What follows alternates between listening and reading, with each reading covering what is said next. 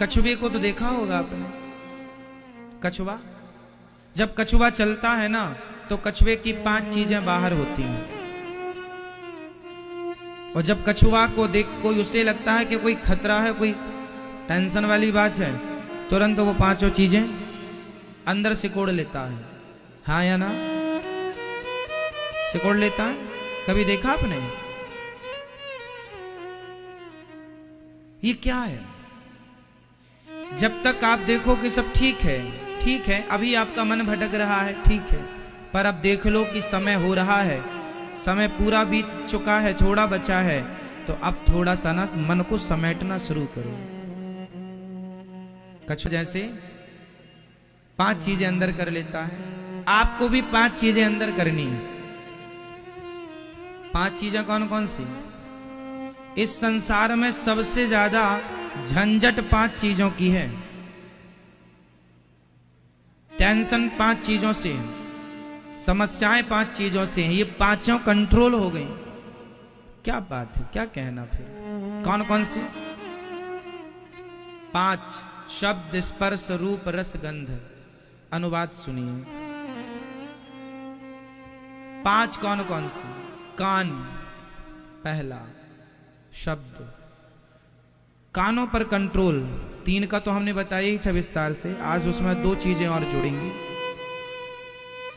शब्द पर कंट्रोल। अब व्यर्थ की बातें ना सुन के भगवान की कथा सुनने लग जाइए। शब्द। स्पर्श, दूसरा स्पर्श। स्पर्श मीन्स त्वचा, चमड़ी। हमारा मन बार बार ना किसी को छूने का मन करता है। संसार में जैसे मन भोगों में जाना मीन्स यही है। स्त्री पुरुष को, पुरुष स्त्री की ओर आकर्षित होती है भोगों के लिए, बस वही है। अब मन भोगों में भाग रहा है, इसका मतलब मन बाहर देख रहा है। अब मन वहां से हट जाना चाहिए। समय से हट गया तो समझ लो कि आप सही रास्ते पर हैं। बुढ़ापा आ गया फिर भी मन नहीं हटा, आप रॉन्ग जा रहे हैं, गलत जा रहे हैं। शब्द, स्पर्श, रूप, आंख। रूप पर कंट्रोल। अब ज्यादा ना देखा करो, भगवान के चरणों को देखो, भगवान की सुंदरता देखो, जगत की नहीं। तीसरा शब्द, स्पर्श, रूप, रस। चौथा 40 साल के हो गए हो, 50 साल के हो गए हो, खाने पे कंट्रोल करो, अपनी जिह्वा पर कंट्रोल। 40 साल के बाद आदमी को सूर्य अस्त के बाद नहीं खाना चाहिए। शाम हो गई ना, सूर्य ढल गया ना, 5 बज गए ना, 5:30, 6 बज गए ना, 6 बजे के बाद भोजन नहीं करना चाहिए। 4 बजे खा लो शाम को, सूर्य अस्त होने के पहले खा लो 4:45 बजे। सूर्य अस्त के बाद मत खाओ। सूर्य अस्त होने के बाद जो आपकी जठराग्नि है वह मंद हो जाती है। 40 साल के बाद शरीर जवाब देने लगता है साहब। 30 साल का आदमी और 40 साल के आदमी में अंतर होता है कि नहीं, आप बताइए। 30 साल की लड़की और 40 साल की स्त्री में अंतर होता है कि नहीं? बोलो हाँ या ना। बॉडी हमारी जवाब देती है ना। 50 में तो और देने लगती है, 60 में और, 70 में तो, और 80 तक तो फिर आप समझ रहे हैं सब चीजों को। शरीर सबका साथ देता है, उसकी भी एक समय सीमा है। यदि आपने खाने पीने में कंट्रोल रखा तो बुढ़ापे तक आपका 80-90 तक शरीर साथ देगा, ये मेरी गारंटी है। खाने में लापरवाही हुई, तुम्हारी जिह्वा पर कंट्रोल नहीं है, तुम बुढ़ापे में पिज्जा बर्गर ठूस रहे हो, बिल्कुल तुम्हारा बुढ़ापा बहुत दर्दनाक, मरोगे, बीमारियों से घुट घुट के मरोगे। 40 साल के बाद तो खाने में बिल्कुल कंट्रोल। शाम को खाने नहीं। स्वास्थ्य चाहते हो तो की बात कर रहा हूं, और बीमार होके मरना है तब तो हमारी बात मत मानो। स्वास्थ्य अच्छा रखना है, बुढ़ापे में भी देखो, एक आदमी होता है बीमार होके मरता है, एक आदमी होता है बिना बीमारी के चला जाता है।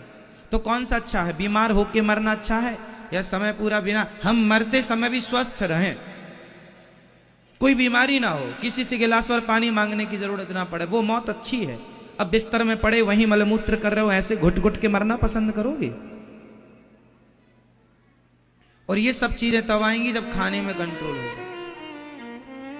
नियम बनाओ कि आधा घंटा योग एक्सरसाइज करनी ही है, प्राणायाम करना ही है, आसन करनी ही है, सूर्य नमस्कार की 12 आसन। शरीर को थोड़ा आड़ा तिरछा योग अभ्यास करते रहो, आधा घंटा रोज करो, 30 मिनट, जिसमें कि 15 मिनट आप शारीरिक व्यायाम करो, शरीर को डर बिठक मारो, उठक बिठक मारो, और 15 मिनट कम से कम 15, ज्यादा ज्यादा घंटा भर, कम से कम 15 मिनट का प्राणायाम तो करो, भस्त्रिका करो, अनुलोम विलोम करो और कपालभाति, ये 3 शरीर के लिए बहुत अमृत है। भस्त्रिका प्राणायाम जो करता है उसे कभी भी लकवा की शिकायत नहीं होती, शरीर एकदम साफ रहता है।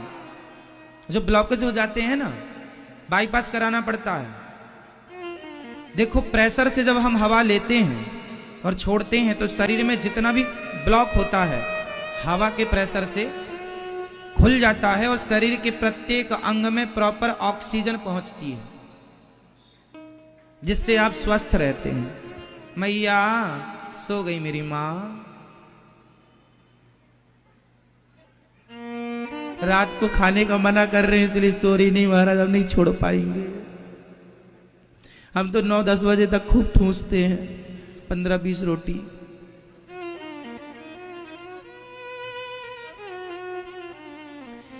अच्छा, आप में से सबसे मेरा एक सवाल है, उत्तर दीजिएगा। एक प्रश्न कर रहा हूं, शरीर को ताकत भोजन करने से मिलती है या भोजन पचने से मिलती है? जोर से।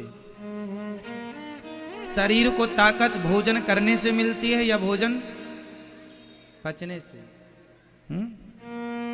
आपने बहुत सारा खा लिया पर पचा ही नहीं, तो आपने सोचा कि उस बिना पचे भोजन का पेट में क्या हाल होता है? वह पेट में पड़ा हुआ भोजन पचता नहीं है, सड़ता, और सड़ने से वो खून में इन्फेक्शन पैदा करता है, ब्लड में इन्फेक्शन पैदा करता है। नाना प्रकार की बीमारियां वहीं से पैदा होती हैं जहां आप जरूरत से ज्यादा, आपकी बॉडी मांग रही है आपको 250 ग्राम भोजन और आप दे रहे हैं आधा किलो, तो 250 ग्राम कहां जाएगा? वो आपको क्या करेगा? वो आपकी बॉडी के अंगों को डैमेज करना स्टार्ट करेगा। ज्यादा खाने से पेट बाहर आएगा। भाई पेट बाहर क्यों निकलता है? मोटापा क्यों है?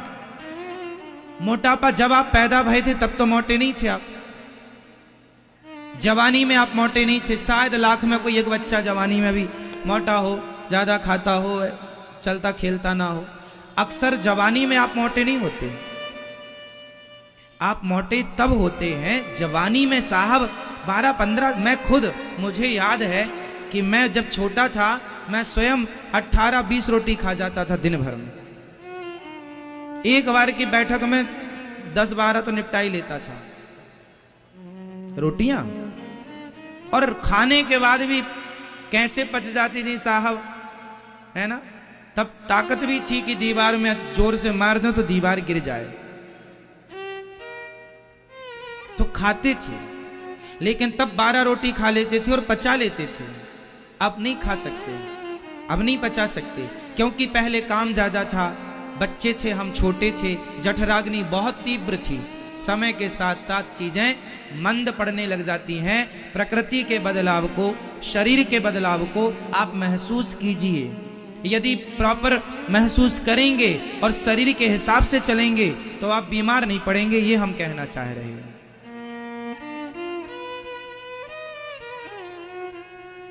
ठीक है, आप उतना ही खाओ जितनी आवश्यकता। और खाने में क्या खाना चाहिए? अच्छा बताओ, रोटी ज्यादा खाना चाहिए कि चावल? दाल ज्यादा खाना चाहिए कि सब्जी? या सलाद ज्यादा खाना चाहिए? क्या ज्यादा खाना चाहिए? कच्चा। पहले चिड़िया कच्चा खाती है कि पका?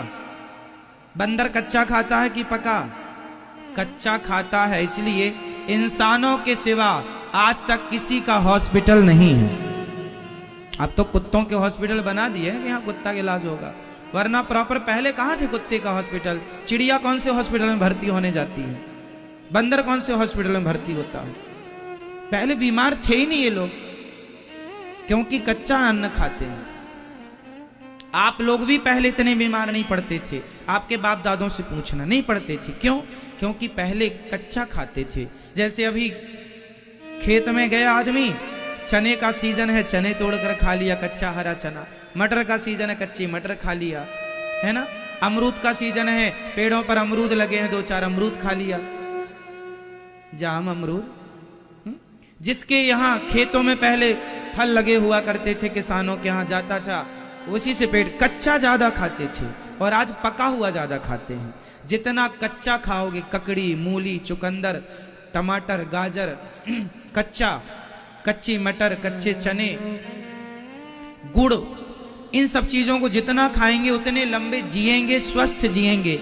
और जितना पका के खाएंगे, गाजर कच्ची खाना और गाजर का हलवा खाना, क्या बेहतर है बॉडी के लिए? बोलो।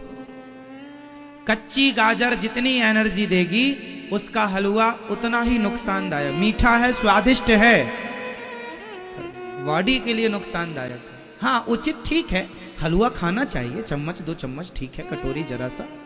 ऐसा नहीं कि खाना बंद कर दो ना, खाओ, आनंद लो। पूरा हलवा तुम ही खा लोगे और किसी को नहीं खाने दोगे, फिर वो हलवा तुम्हें सोने नहीं देगा।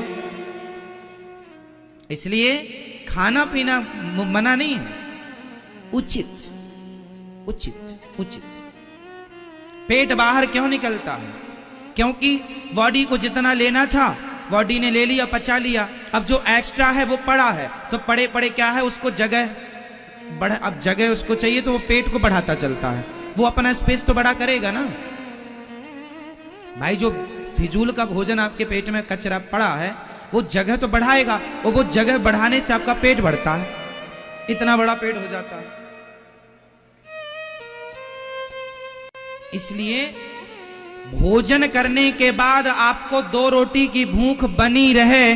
जब 2 रोटी और खाने का मन हो तो भोजन करना बंद कर दीजिएगा। 2 रोटी की भूख पेट में सदा रखिएगा, सदा स्वस्थ रहेंगे। सिंपल फॉर्मूला, 2 रोटी की भूख बनाए रखिएगा पेट में। खाने के बाद कितनी खा सकें आप? 2 रोटी, इतनी भूख बनाए रखे तो प्रॉपर ठीक चलेगा। तो यही कहना है कि आपका शब्द, स्पर्श, रूप, रस। रस मीन्स जिह्वा, इसके चक्कर में मरिए मत, कुछ भी ना खाइएगा। कुछ भी खाते हो, बीमार पड़ते हो, बाद में रोते हो, पैसा खर्च करवाते हो इलाज में। तुम्हारे चक्कर में बड़े बड़े हॉस्पिटल बन रहे हैं, तुम्हारे उल्टा सीधा खाने के कारण। रूप, रस, गंध। तो शब्द, स्पर्श, रूप, रस और 5वां गंध, नाक। 5 पे कंट्रोल, गंध पे कंट्रोल। गंध मीन्स हम सुंदर सुंदर इत्र, परफ्यूम इत्यादि लोग यूज करते हैं, सूंघते हैं, अच्छा खुशबू आ रही है, अच्छी खुशबू है ना।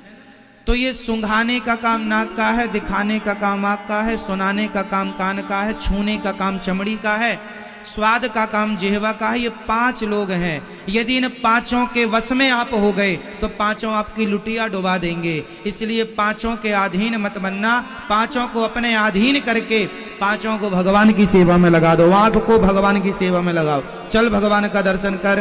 कान को सेवा में लगाओ, चल भगवान की कथा सुन, है ना। जिह्वा को भगवान की सेवा में लगाओ, चल भगवान का नाम जब, सीताराम सीताराम श्रीमन नारायण। चल, कहाँ जा रही है? स्वाद के चक्कर में, ये राम नाम का स्वाद ले, है ना। और चमड़ी को ये छूने का तुम्हें ज्यादा ही शौक है तो अपने माता पिता के, गुरुजनों के चरणों को छुआ करो, चरण दबाया करो, भोगों से मन हटाओ और सेवा में मन लगाओ।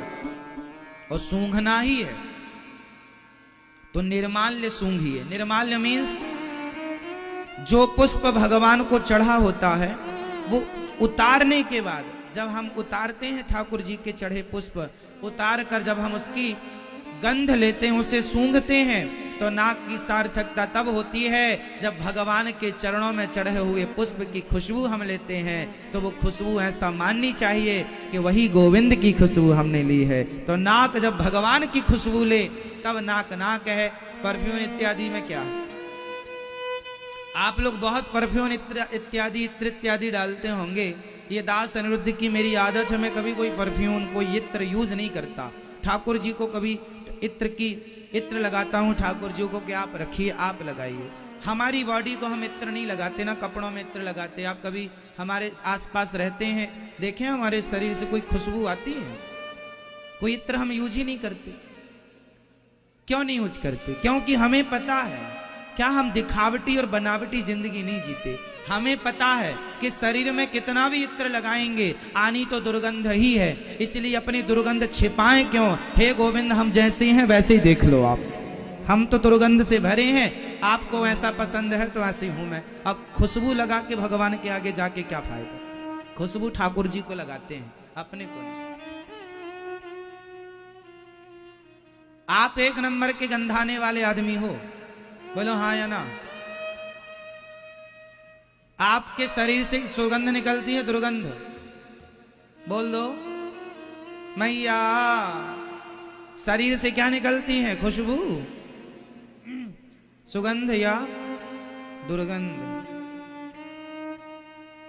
अच्छा एक बात और, शरीर की नेचुरल भी एक गंध होती है, बॉडी की अपनी एक नेचुरल गंध भी होती है।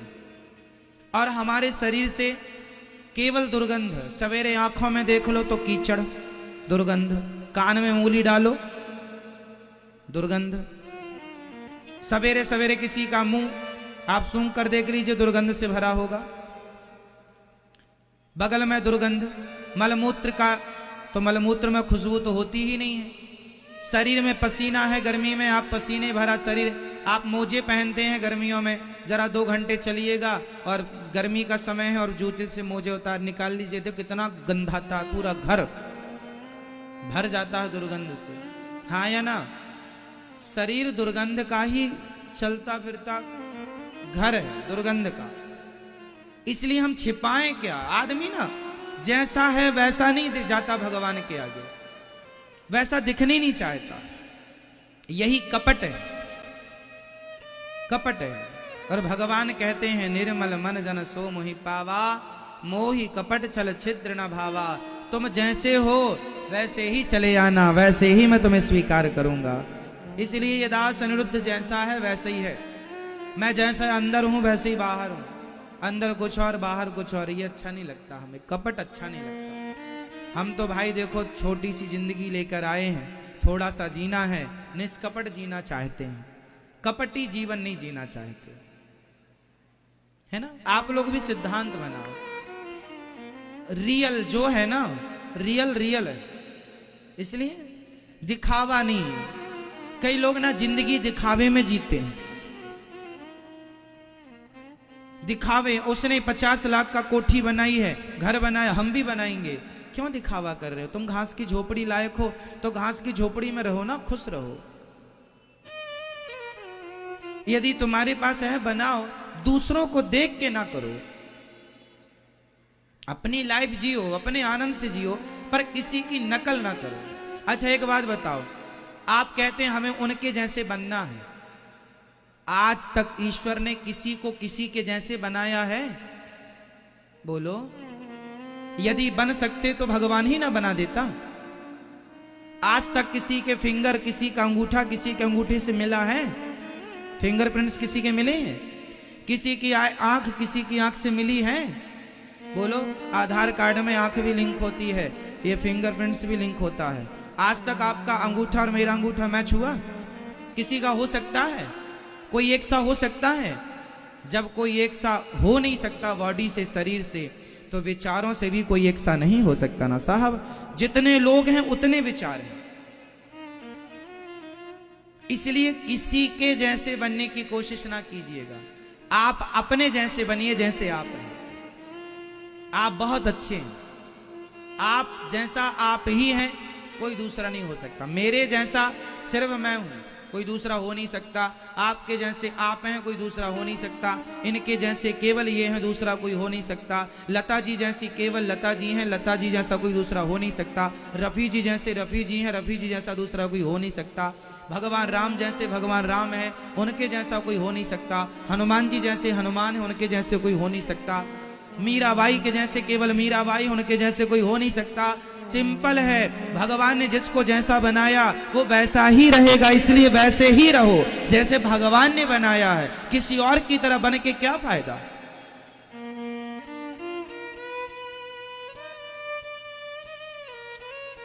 हमें नहीं बनना किसी की तरह,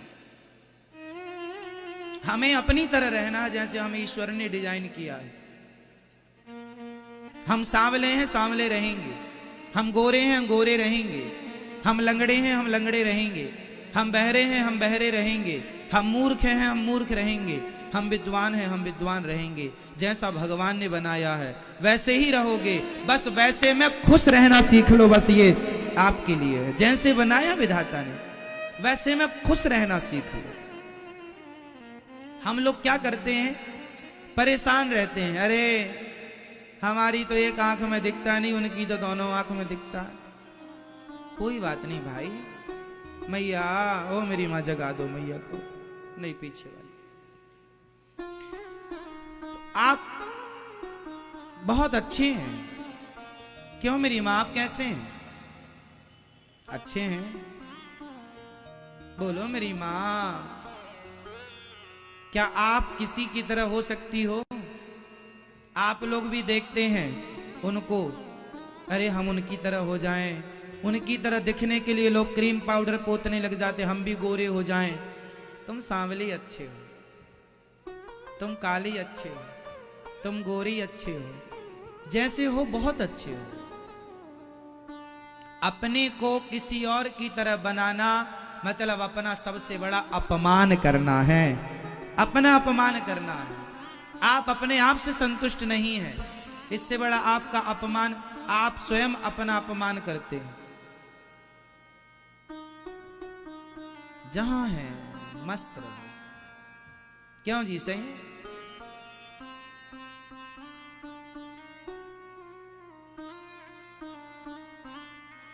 अटल जी जैसा अटल जी ही होंगे, कोई दूसरा नहीं हो सकता। मोदी जैसा मोदी जी ही होंगे, कोई दूसरा नहीं हो सकता। और राहुल जैसा राहुल ही होगा, कोई दूसरा नहीं हो सकता। सब अपनी अपनी जगह भगवान ने जिसको जैसा बनाया है, कोई दूसरे की तरह बन ही नहीं सकता। क्यों जी, सही?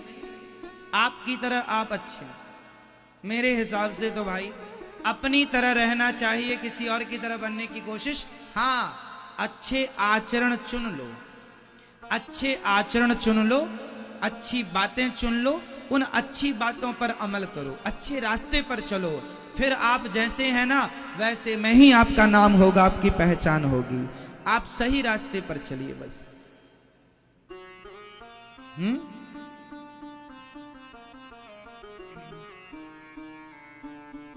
राजन, तुमने बड़ा उत्तम प्रश्न किया है। वरीयाने सते प्रश्नः कृतो लोकहितं नृपः नृप आत्मवित् सम्मतः पुंसाम श्रोतव्यादिषु यः परः।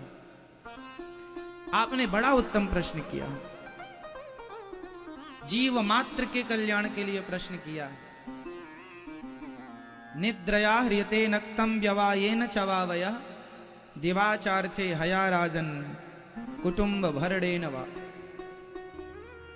निद्रया, हमें अपनी नींद पर कंट्रोल करना चाहिए। निद्रया ह्रियते नक्तं व्यवायेन चवावयः दिवाचार्थे हया राजन कुटुंब भरणेन वा। कम से कम सोइए। जीवन में आगे बढ़ना है, सफल होना है, तो अपनी नींद पर कंट्रोल। किस पर कंट्रोल? नींद पर।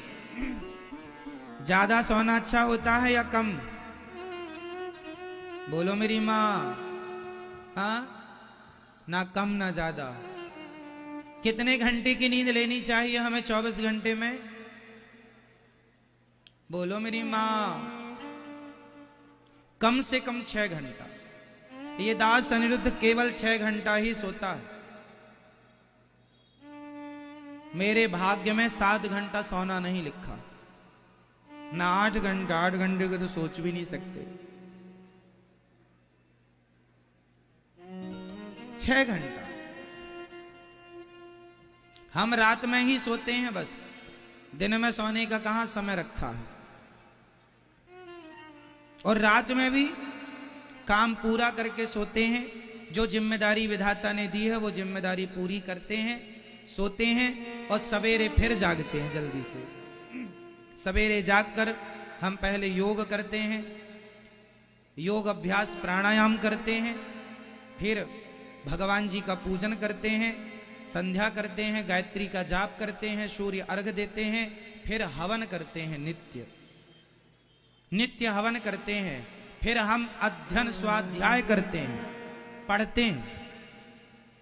1 घंटा रोज पढ़ते हैं। 1 घंटा नहीं, लगभग 2 घंटा रोज। 1 घंटा पढ़ते हैं और 1 घंटा पढ़ के फिर सुबह जल्दी 8 सवा 8 बजे अन्य क्षेत्र की सेवा होती है, अन्य क्षेत्र में आ जाते हैं। अन्य क्षेत्र बांटना है, फिर बंदरों की सेवा, फिर गायों की सेवा, फिर सेवाएं, ब्राह्मणों की चरण सेवा, माताओं की चरण सेवा, सेवाएं लग जाती हैं। फिर आपसे मिलना, फिर बीच में प्रसाद पाना, भोजन करना, भोजन करने के बाद फिर आपसे मिलना, कार्य करना, बीच में थोड़ा सा पढ़ना, उसके बाद फिर स्नान करके आपको कथा सुनाने आना। कथा सुना करके शाम को फिर आपसे मिलेंगे। आप दूर दूर से आते हैं मिलने के लिए, इसलिए दास हर समय आपके लिए तैयार रहता है, आप लोगों से मिलने के लिए, ताकि आप आए दूर दूर से तो आपको ये न लगे कि हम मिले नहीं। और फिर आपसे हम प्रश्नोत्तरी भी करते हैं 1 घंटा रोज 7 बजे से। अभी देखो 6 बजे तक तो कथा सुनाएंगे, 6 बजे सुना के फिर जाके आप लोगों से मिलेंगे। मिलने के बाद 10 से 15 मिनट में अपना सारा काम देखेंगे कि क्या क्या काम हुआ आज दिन भर में। 15 मिनट में पूरा विजिट करेंगे कि क्या क्या हुआ, और फिर 7 बजे से आपको प्रश्नोत्तरी सुनाएंगे। प्रश्नोत्तरी के बाद फिर आपसे मिलेंगे, फिर मिलेंगे, उसके बाद फिर विश्राम की ओर। और विश्राम जाते ही विश्राम नहीं, दिन भर के जो काम होते हैं वो रात्रि को निपटाए जाते हैं कि क्या काम बचा है, क्या काम। कार्य बहुत है, जिम्मेदारी गोविंद ने जो दे रखी है। हम तो भगवान की पुतली बनकर, कठपुतली बनके जो जो ठाकुर जी ने कार्य दिया है उनके कार्य को उनके आदेशानुसार वैसे ही करते रहते हैं। मेरी अपनी जिंदगी मेरी नहीं है, अब मेरी जिंदगी पर मेरा कोई अधिकार नहीं। मेरा उठना बैठना खाना पीना आपके लिए।